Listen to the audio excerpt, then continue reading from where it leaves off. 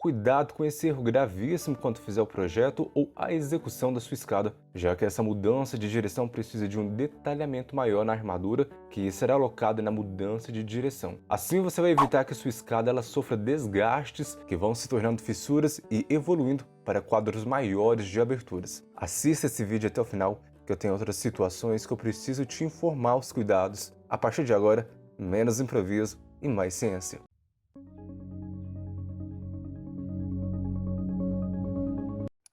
Olá, seja muito bem-vindo, sou o engenheiro Pedro Rodrigues e você vai conhecer 3 erros gravíssimos que eu vejo muito na prática e muita gente boa errando nessa situação e a gente deve ter esse cuidado.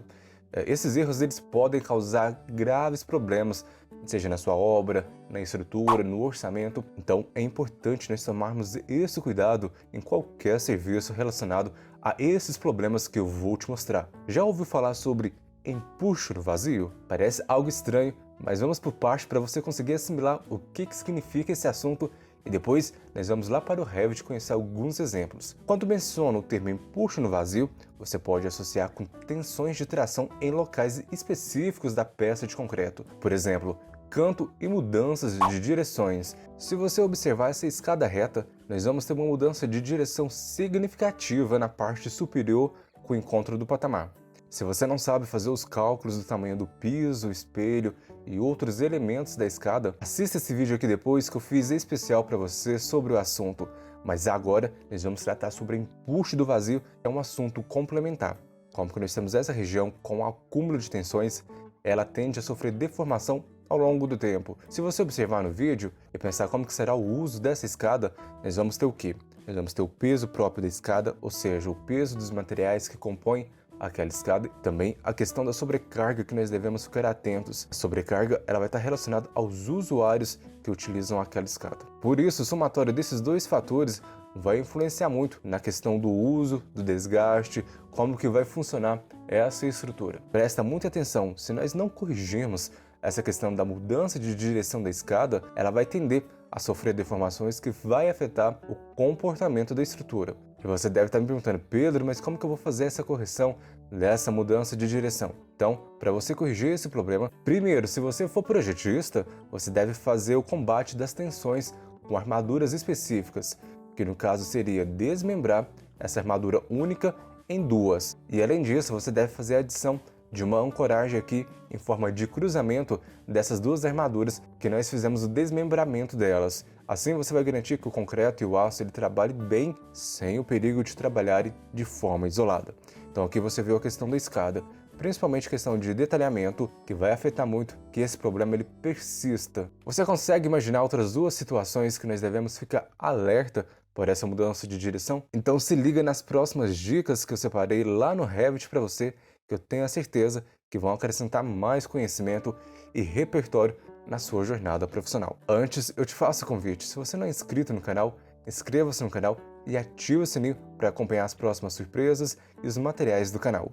Bora lá pro Revit! A primeira situação que nós temos aqui é aquela que foi apresentada da escada, que você já conhece como fazer um bom detalhamento, então isso você não pode ter grandes dúvidas na questão de como que você vai fazer esse detalhamento.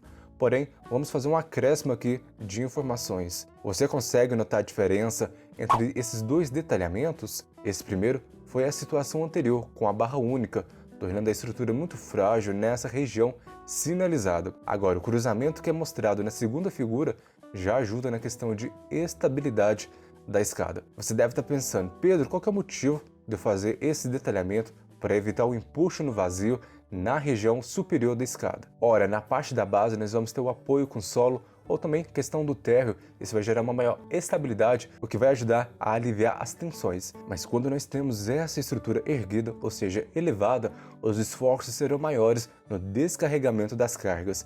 Por isso nós temos que dar um pouco mais de atenção. O segundo tipo de situação que você vai ver aqui, presta muita atenção, que são em reservatórios, quando nós temos a ligação de duas placas, tipo parede e laje do fundo da caixa d'água. Nós temos que utilizar de armaduras para proteger esses cantos. Você pode fazer o ajuste da armadura com o mesmo princípio do anterior, onde nós criamos um travamento por meio do cruzamento das barras e ancoragem. E isso vai ajudar a conter as tensões locais. Se você imaginar a caixa d'água quando ela realmente ela for introduzida a água, isso vai gerar uma pressão de esmagamento nessas paredes. Por isso que é importante fazer esse reforço para evitar esses desgastes locais. Agora você já sabe como fazer a escada, como fazer o reservatório. Então o próximo item que eu vou te mostrar, que eu aposto que agora você sempre vai olhar de forma diferente as sacadas e varandas em prédios. Quando nós temos a transição do ambiente interno para o ambiente externo, provavelmente vai ter um desnível para evitar que a água invada a questão da parte interior da residência. Você pode perceber que nessa região dessa transição nós vamos ter uma diferença de lajes, aonde que nós devemos garantir que a ancoragem e a continuidade dessas barras, elas devem ser colocadas em ambos os lados dos desníveis, ou seja, nós temos que realizar uma boa ancoragem e continuidade dessas barras, igual nós vimos lá na escada. Para ilustrar de forma bem didática e correta como que você deve fazer a execução, você consegue distinguir os dois modelos de detalhamento. Se você observar, essas regiões de quebra de direção, elas são muito perigosas, por isso que nós devemos fazer esse reforço e também propor que as duas estruturas, seja no próximo piso ou na próxima seção, aonde elas possam interagir e garantir que a estrutura ela fique numa boa estabilidade. Olhando essas três situações, vamos refletir o que nós podemos tirar de conclusão sobre o empuxo no vazio, já que existem diferentes situações que podem ser negligenciadas, seja por falta de detalhamento, ausência dessas armaduras, prolongamento da ancoragem, do cruzamento dessas barras. Outra questão também, erro de leitura de projeto na hora lá da armação.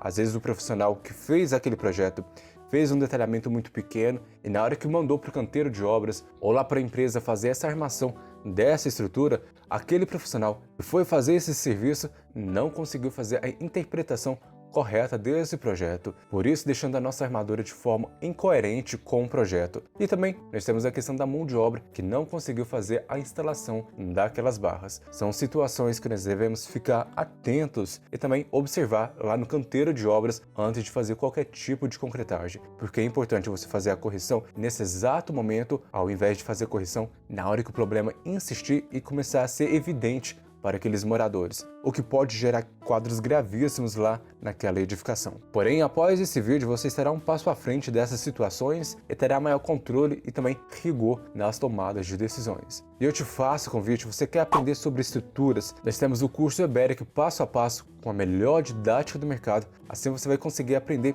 e também entregar os seus projetos sem correr os riscos de cometer essas falhas e também superdimensionar as suas obras. Lembrando que o mercado de projetos estruturais é uma ótima área para você começar a lucrar lá no seu escritório ou no seu home office, principalmente se você quer atualizar as suas ferramentas, se você está iniciando nesse mercado ou você quer expandir as disciplinas que você hoje oferece como serviço. Então vou deixar aqui no primeiro comentário o link para você lá acessar, para você conferir, tá super bacana e tem vários bônus para você complementar e também conhecer sobre essa ferramenta poderosa. Não se esqueça de se inscrever no canal, deixar seu like e um comentário de tema para os próximos vídeos. Visite o nosso site estruturaseb.com, que está repleto de conteúdo que complementa os assuntos vistos nesse vídeo. Te espero no próximo episódio e um forte abraço!